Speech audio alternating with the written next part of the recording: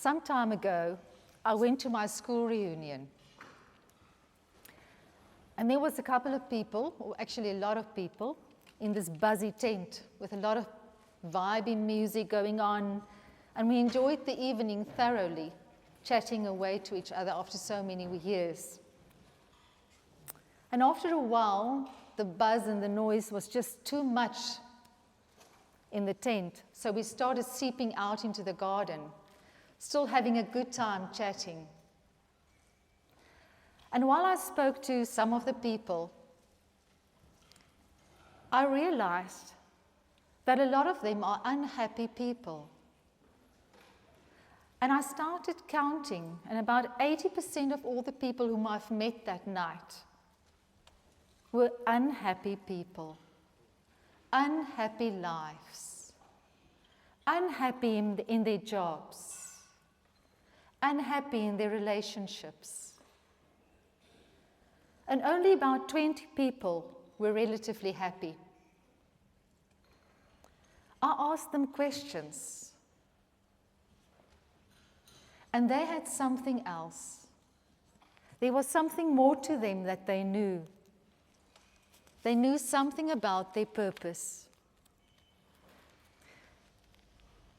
They knew something about the purpose in their lives. They knew who they were. They knew what they did. They knew who they did it for. They knew what those people they did it for wanted. And they knew how they changed those people because of what they're doing. It's actually so simple. So I thought, would you guys like to know your life's purpose today? So many people search, read books, are on the internet.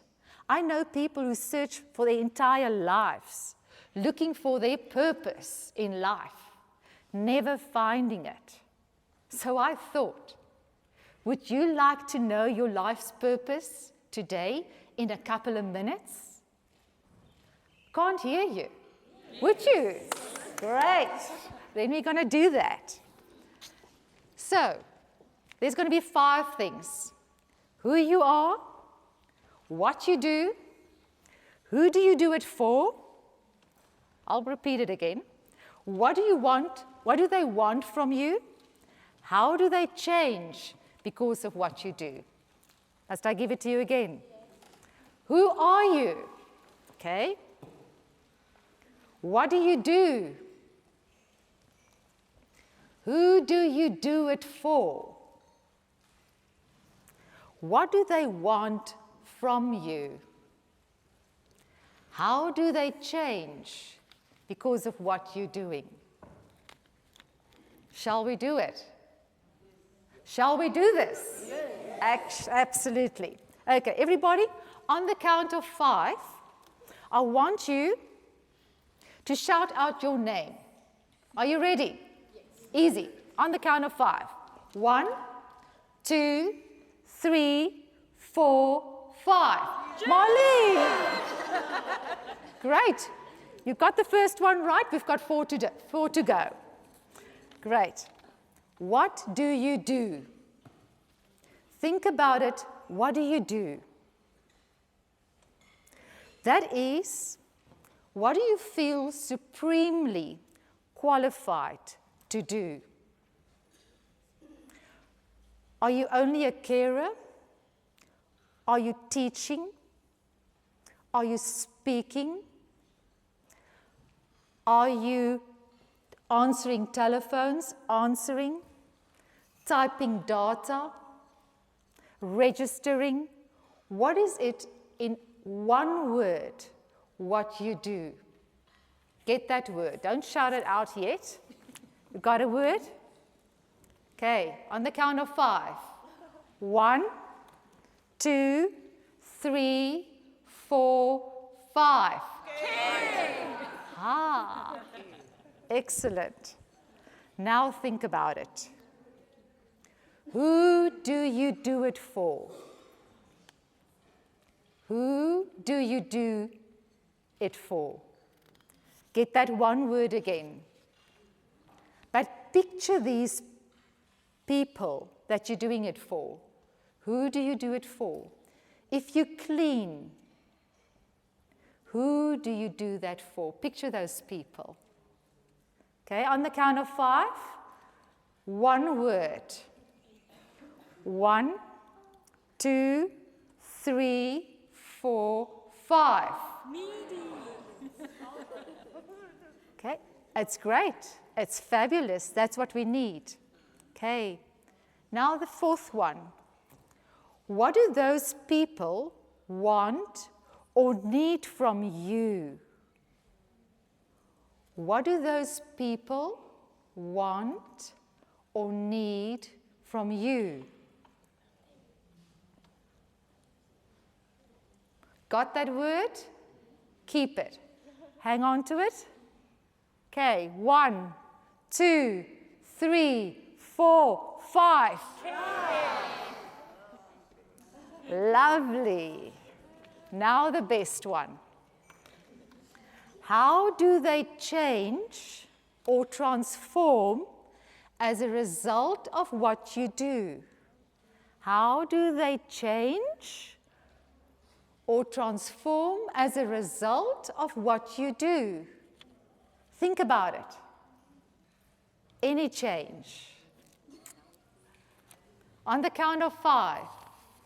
1, 2, 3, 4, 5.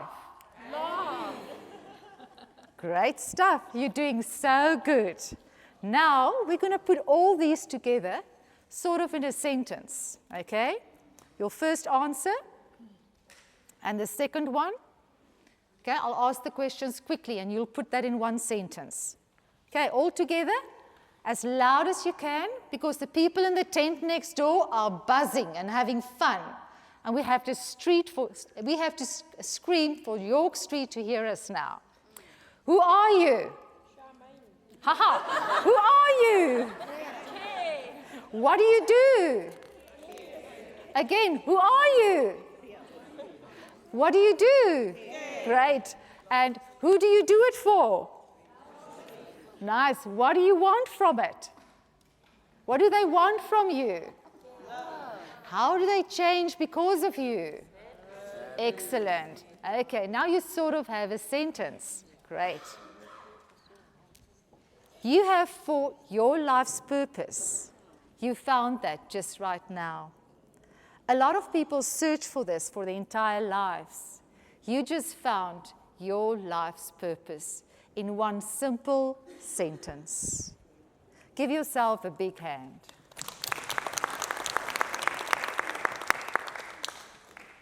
Now, why is this so powerful? Of all 5 things, only 2 of the things are about you. The other 3 are about other people. And this is forcing us to be outward facing. And that's why we are what we are.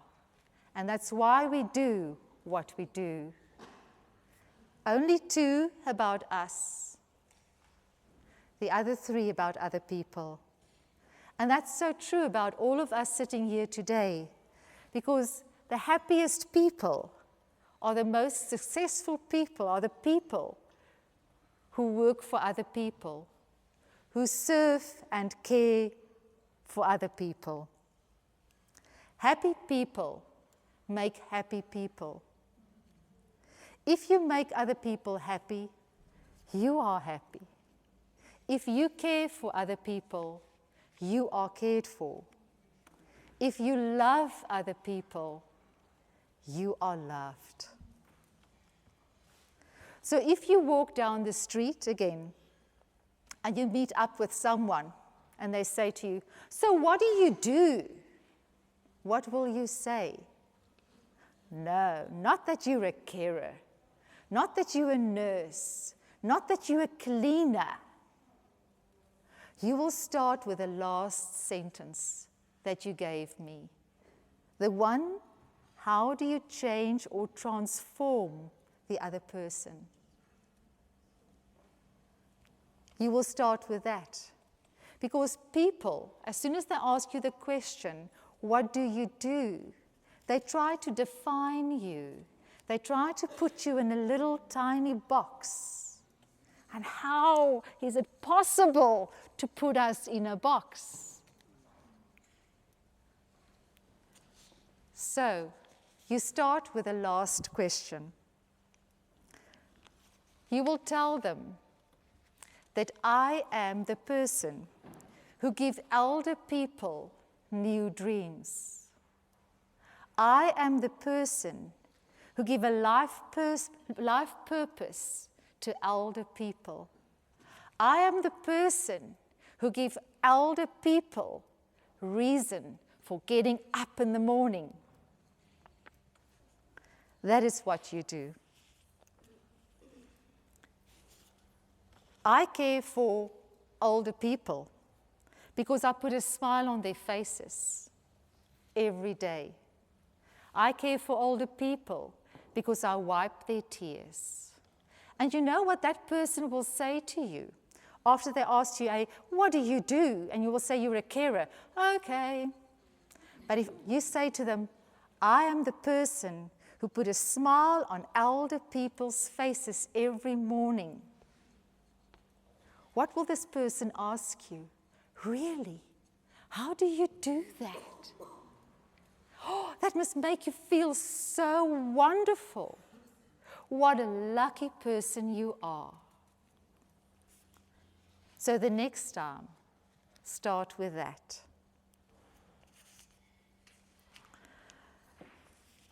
And then you have the opportunity to take that person's hand and to tell them how to find their life's purpose, instead of being an attorney, a doctor, a neurologist, a farmer, a OT.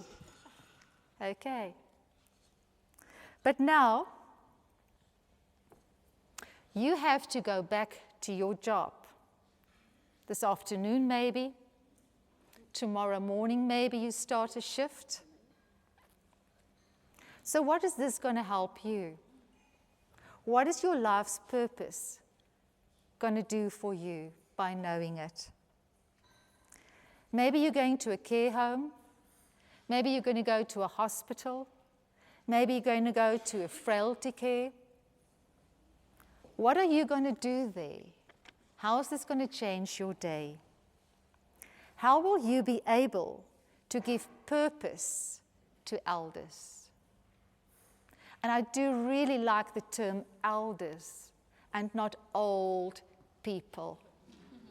I would really like you today to talk about elders and not about old people.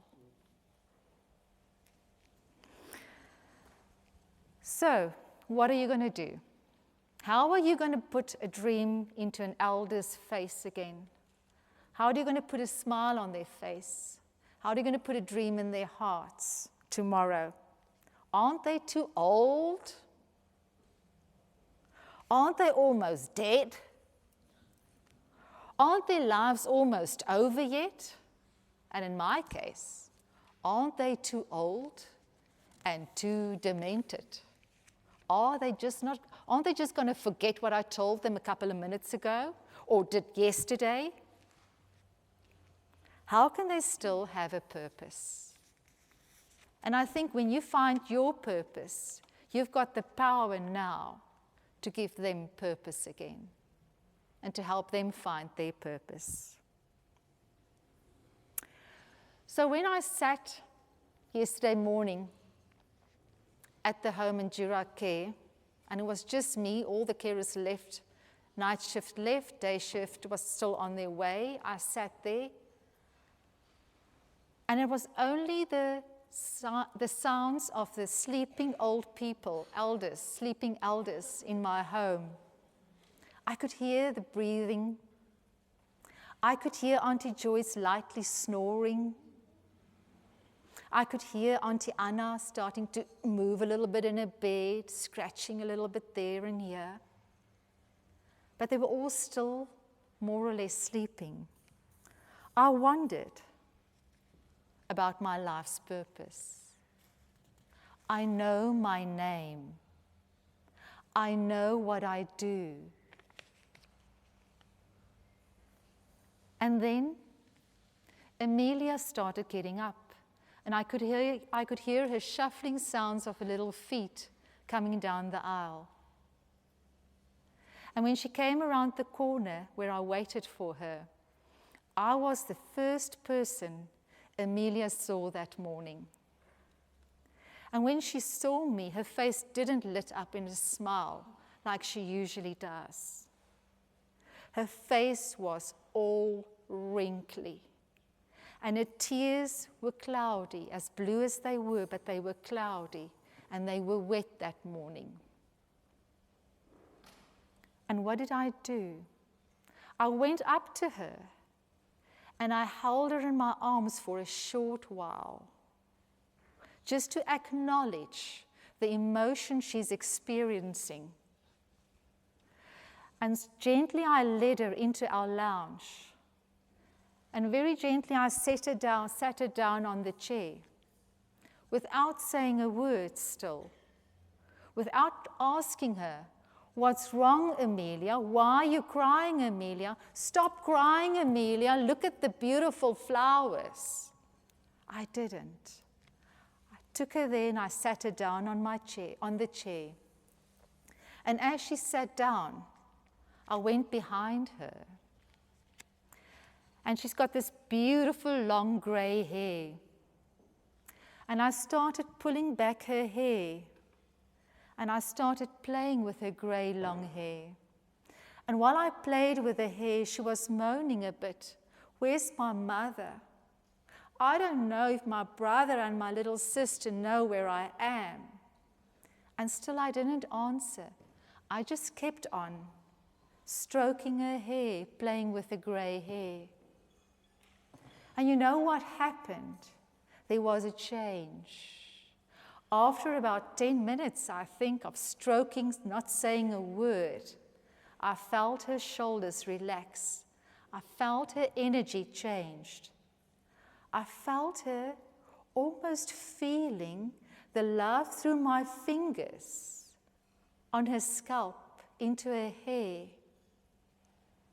And she didn't cry anymore. She didn't moan anymore. And she was okay. And I knew it was time to take her to the bathroom. I could actually smell it was time. But I stood there stroking, and after a little while longer, I went around her chair, and still without saying a word, only my body, only my love, only my energy, I put out my hand to her.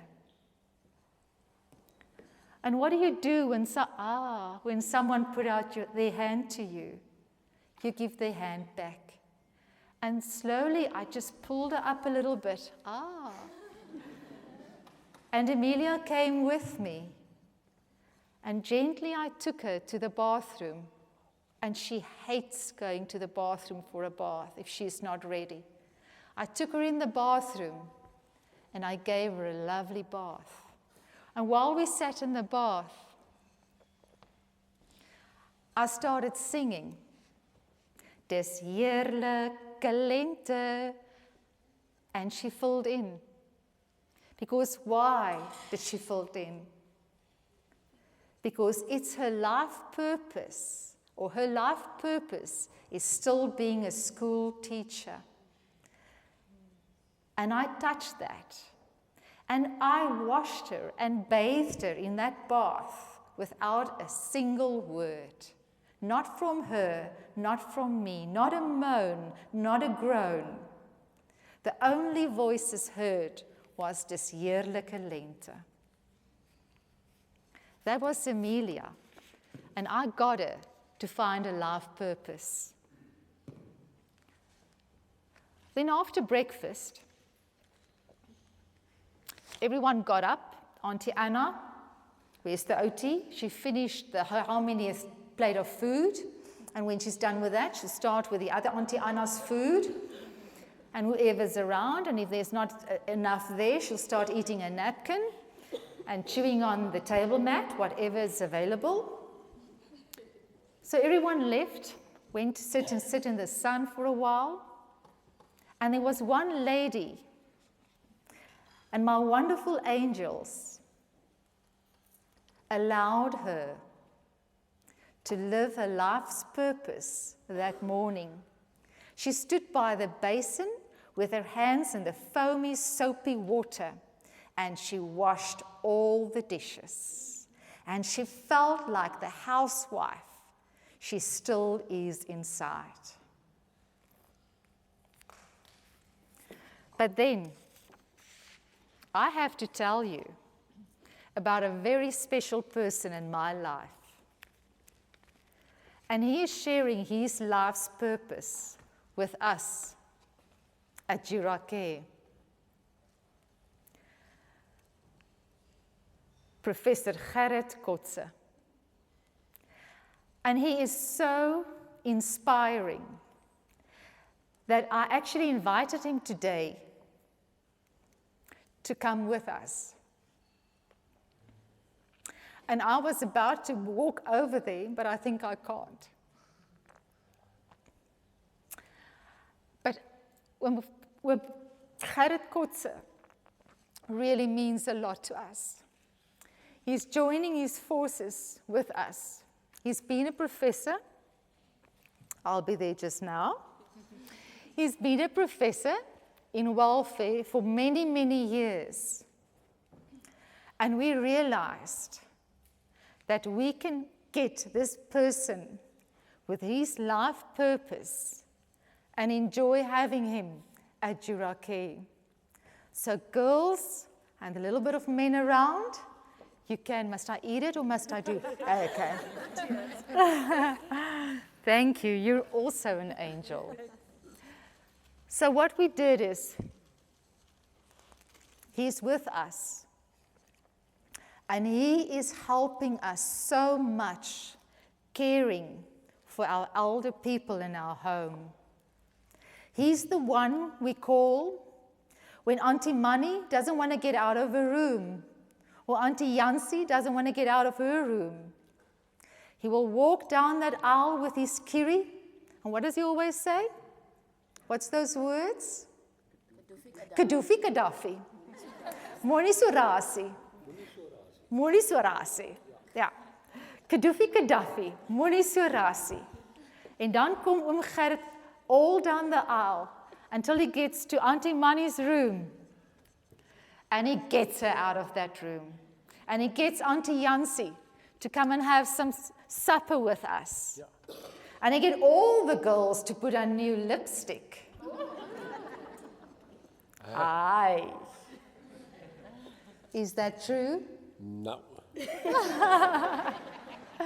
So this is the very, very special person in our home, oom Gerrit Kotze. Thank you.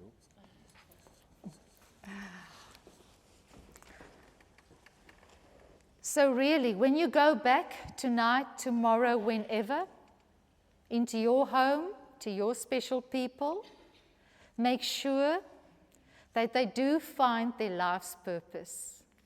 You owe that to all of them. Go and find out the story of each person. There's a story, there's a history, there's a past. And if you do find that, make sure that you stimulate that person in your home to find their life's purpose. On your tables, there is a pamphlet that we gave to all of you. And with the compliments of the Teaspoon Tips tea bags, you can read through that on your own time. I'll go through the first one, but at the back there's some more. So when you go home tonight or tomorrow and have a little bit of time, I would like you to take the tea bag and put it in your mug and pour your warm water over that, okay? And while you're doing that, I would like you to go and sit next to an elder and to think about the battles that person is fighting. And when you try and get her into the shower again, or you try to get her dressed, stop. That's the first one. Stop. Don't do anything. Think what you want to do. Plan what you want to do. And then you start doing that. The next one, smile. If you can smile, the smile goes right through your body. If you had a horrible night the night before, if you had a tough morning at home, getting all your children on the bus, they can sense that. They can feel that. So start coming up to them with a smile. And let the smile flow through your body and your eyes. Just yesterday morning, I got into the home. When I got into the home, I remember being in the kitchen somewhere. And the same Oom Gerrit went up to me and he said, "Is there something wrong?" And usually I will say, "No, I'm fine, no, I'm good." But what I did is I said, "Oh yes, Oom Gerrit, I've got a terrible headache." And you know what? I went home and I said to my husband, it was so amazing. I didn't say a word. I didn't do anything, I think. I didn't even touch my head or did anything. But he picked up that there was something wrong with me because of something that my body told him. So don't think you can hide your feelings. Then rather admit and say, "Oh yes, I had a tough night. My baby's teething. I didn't sleep." You know what? If you say that to an elder lady, what's she going to do? You got a conversation, girl. She's going to say, "Oh no, teething. Let me tell you what works. 3 drops of brandy for the child and a tot for you." So it's so important to pick up what they are and what they say. Never ever forget that they are normal human beings, as normal as we are, or as abnormal as we are. Then the next one is go slow. And the other lady did tell you about something about go slow, and it's so true. If you want to hand over shifts, girls, that's your problem. If this lady needs your attention now, you have to go slow. She's got all the time in the world to get out of her room because she's got to take, what do they say? Ek moet net die kam deur my hare trek. And then where's the comb? Oh, my word. Oh, I've got this. Oh, no, this is not the comb. What is this now? Yeah, you know what I'm talking about. And an hour later, she's still searching for the comb to pull the comb through her hair. And the next one is give them space. And that's an interesting thing, carers, because we are in South Africa. We've got multiple races. And if you stand in the post office queue or in the bank, what happens? There's a white lady standing over here, waiting. Oops. And she's standing there. And then there's a black guy or a black lady behind her. And where does the black lady stand? Right on top of her. And a handbag is pushing the white lady's back, remember? And what's this white lady doing? Trying to move forward. Have you noticed that? Why is she doing that? Because white people need space. They've got a personal space as wide as this hall. We don't like standing close to each other. Even if you really look at the white people sitting here. Look at the spaces. Look at these two people. They don't mind sitting close together. Can you see that? Because we all differ. But now you have to relate to that, and you've got to respect that. So if you come up to an elder lady, and it's a white lady, and she's very introverted, how can you hug and kiss her? She's going to freak. You've got to need time. She's got to need time for you and time to get used to you. But then if there's a brown lady and she's cuddly and soft, you can go up to her and hug and kiss her every day, every now and then. But be careful. But then it's also important to know that they need the physical touch. So even if that white lady, like Auntie Mani in our room, she's very, very introverted. But what do? We start by just going over to her and touching her shoulder. That's not offensive. That's not threatening to her. Just start every day. And you know what? Auntie Mani's with us now for 5 days today, and I'm starting to do that with her. And the carers know that too. So just very gently, you help her to get used to that, because they do need physical touch. Not only when you shove them in the bath, not only when they change their nappies. Every day they need you to touch them.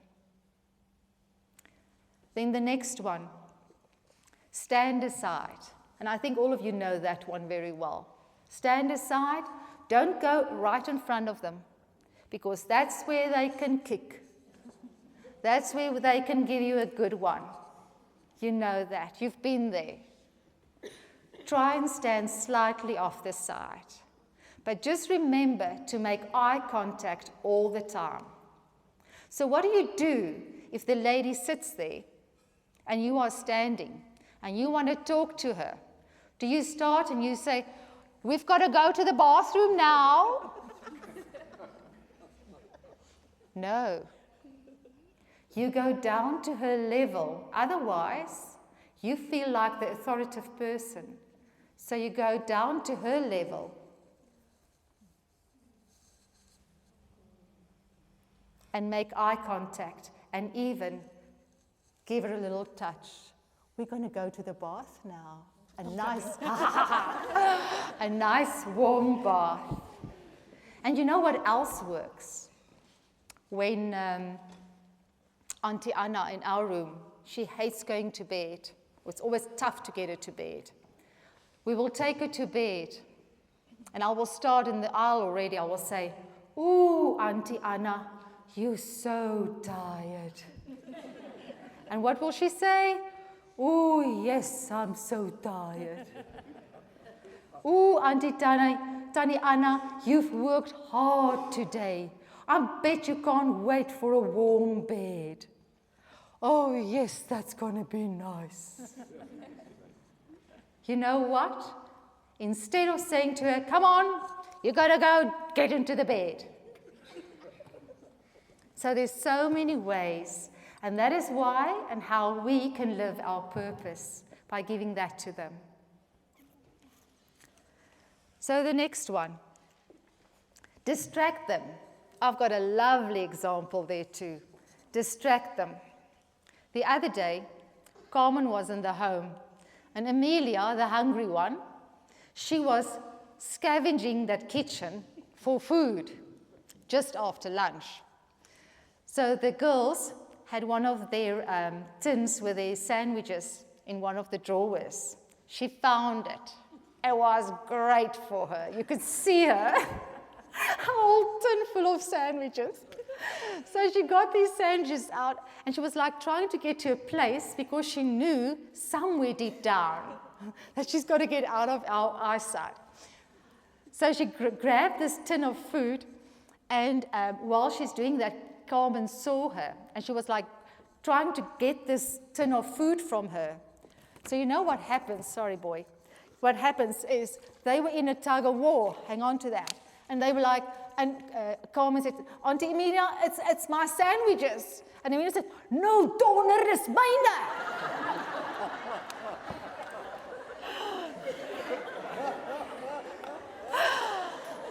And I sat there watching this for a short while, and just softly, I trained my carer, and I told her, just softly, Carmen, let go, let it be. And she's like, And she did let go of a tin of sandwiches, and I said, get a cookie, get a plate. And, okay, mevrou. And she got around, got the plate, got a cookie. She went up to Amelia and said, Amelia, here's your plate with a cookie. Would you like one? Oh, thank you. I'm so hungry. And it was the end of the story. So there's always ways to distract them. Then keep it quiet. Keep it quiet. Keep the noise levels down. Even your own voice. When someone's upset in the home, keep your voice down. Speak with a slow, calm voice. Never, ever point your finger. Because what do people do when you point your finger? They point it back. Okay? And then don't argue. You're always wrong. They're always right. And then know the person. And that comes back to the history. You have to go back to your job and go find out exactly what every elder you're working for, what's their history. Go find out that story. And then you can also find out and get them to get a purpose in their lives. Okay, so now my time's almost up. You got your mug with your tea bag in. And by now, the tea is nice and strong. So what do? Sit back, sip it slowly, and know that you are a special person and you are making a difference in this world. Thank you.